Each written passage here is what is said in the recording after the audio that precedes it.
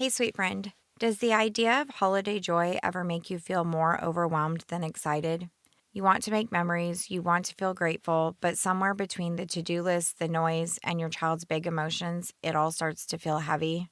If you've ever wondered why the holidays can feel so hard, even when they're supposed to be full of joy, you're not alone. In this episode, we're talking about how to prepare for peace before the chaos begins, so you can walk through this season with calm, confidence, and connection for both you and your strong-willed or neurodivergent kiddo. Mama, are you tired of meltdowns stealing the peace in your home? Welcome to Parenting Beyond Meltdowns. I'm Amanda, a Christian life coach and a mom of a strong-willed neurospicy teen. If you've tried everything from consequences, parenting books, crying out to the Father, and still feel like you're failing, you're not alone. Inside this podcast, we'll explore how faith, emotional regulation, and connection work together so that you can parent from a place of peace, even in the hardest moments. You don't have to hold it all together here. This is a safe space to lay it all down. Welcome. Before we dive in, if you're looking for a little extra support in between episodes, make sure to become an insider. It's my email list where I share encouragement, emotional regulation tips, and practical tools to help you parent with more peace and connection. You can join at amandacalfee.com or by using the link in the show notes. I used to think that the holidays were supposed to feel magical, like everyone was just living their own little Hallmark movie. But what I've learned over the years is that joy and overwhelm can actually exist at the same time. While we no longer personally as a family celebrate traditional holidays and choose to keep the biblical feasts indicated in the Bible, I know the pressures all too well of the holidays, and I want to support you where you are personally. There were seasons where I'd go into December with the best of intentions, bake cookies, attend all the events, create beautiful memories, and let's be honest, I had expectations of how I wanted things to go. By the second week, I'd find myself running on caffeine and guilt, snapping at my kids and wondering why I felt so anxious when I was supposed to feel grateful. If you've ever felt that way, like you should be enjoying it, but you're secretly just surviving it, you're not alone. You're human and you're carrying a lot. And when you add in strong-willed and neurodivergent kiddos into the mix who struggle with transitions, crowds, sensory overload, it can feel like you're walking on emotional eggshells. But here's the truth that changed everything for me. Peace doesn't happen by accident. It's something that we can cultivate and prepare for. First, we need to recognize the weight of our expectations. Before we even talk about boundaries or triggers, we need to name the invisible pressures that most of us carry this time of year, our expectations. The world tells us that we should do it all and be happy while doing it. Making the memories, keeping the peace, hosting the meal, buying the gifts, smiling through stress. And if we aren't feeling joyful, we assume something's wrong with us.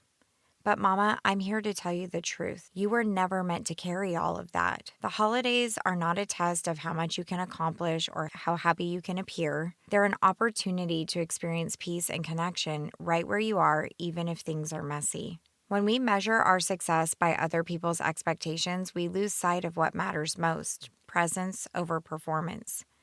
So before this season sweeps you away, pause and ask, what expectations am I trying to meet? Mine, theirs, or the Father's? Only one of those leads to peace. 2, we want to identify triggers early. Once you name expectations, it's easier to recognize what actually steals your peace. Maybe it's the one family member who comments on your parenting. Maybe it's sensory overload from events or your child's resistance to all of the changes in routine. Awareness isn't complaining, it's clarity. When you know what tends to overwhelm you, you can plan and pray ahead for the time instead of reacting in the moment. You might decide to shorten a visit or bring noise-canceling headphones, or prepare your child for transitions. Those small, intentional choices are powerful acts of emotional regulation for both of you. They say, I'm protecting my peace, not perfection. 3, simplify to protect peace. The culture says that more is better. More lights, more plans, more joy, but sometimes more is what drains us the most. You don't have to attend every gathering or bake every cookie to make the holidays meaningful. If saying no to something means saying yes to your peace and connection, that's a holy no. Ask yourself, what would this look like if it were peaceful instead of perfect? Maybe it means watching a Christmas movie in PJs instead of running to another event. Maybe it's skipping the mall and choosing family board games. Simplifying doesn't mean that you're doing less. It means that you're making room for what actually matters. Peace often lives in the quiet spaces we leave unfilled. 4. Remember your nervous system matters too. We spend so much energy regulating our kids' emotions that we forget that our own bodies need the same care. The constant noise, full schedule, the emotional energy of keeping everyone else calm, it takes a toll. So pause and reset throughout the day. Put your hand on your heart and breathe in deep for 4 seconds and then out for 6. Whisper, peace is already within me. This simple practice resets your nervous system and invites the Holy Spirit into your body's rhythm. Because when you calm your body, your spirit can listen. And when your spirit is calm, your child senses safety. Your calm isn't weakness, it's your most powerful tool. 5. Plan for dysregulation for you and your child. The holidays can disrupt everyone's routines. Late nights, extra sugar, skipped naps, noise, transitions, even the fun stuff can send our nervous systems into overdrive. Plan ahead with gentleness and grace. Build in reset days.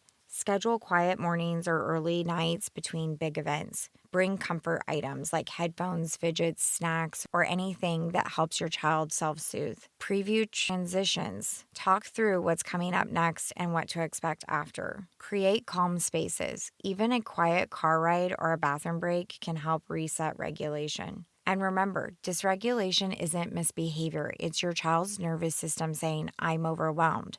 When you see that, you can respond with empathy instead of frustration. You're not spoiling your child by protecting their peace. You're teaching them what safety feels like. And mama, remember, your child isn't the only one who needs a reset after big days. You do too.